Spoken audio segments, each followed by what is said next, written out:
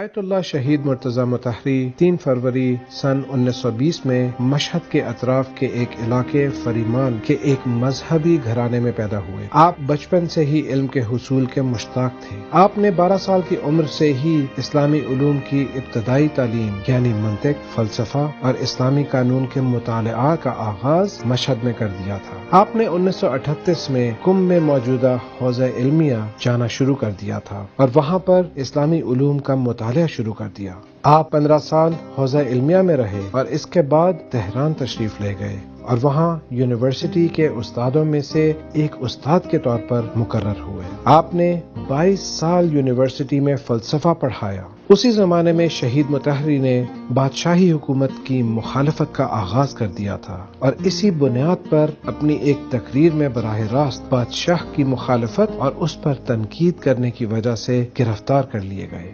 وہ امام خمینی رضوان اللہ تعالی علیہ کی عراق جلا وطنی کے دوران ان سے رابطے میں تھے۔ اسی لیے شہید مطہری ایک ایسی تحریک میں بنیادی کردار ادا کر رہے تھے کہ جس کا نتیجہ انقلاب اسلامی کی صورت میں سامنے آیا۔ شہید مرتضی مطہری نے اسلامی، تاریخی اور ایران کے موضوعات پر کافی کتابیں تحریر کی جن کا ہدف یہ تھا کہ جوانوں کو اسلام سے آشنا کروائیں اور انہیں قرآن سے آشنا کروائیں۔ آپ کی کتابوں میں سے ایک کتاب سچے واقعات 1965 میں یونیسکو کی طرف سے سال کی بہترین کتاب کے طور پر پیش کی گئی۔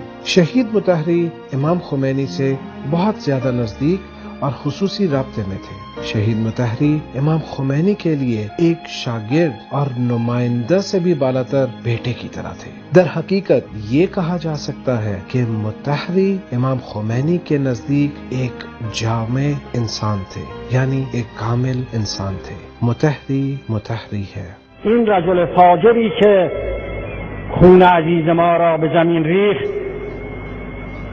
تایید کرد دین خدا را، یعنی خدا دین خودش را به او تایید کرد.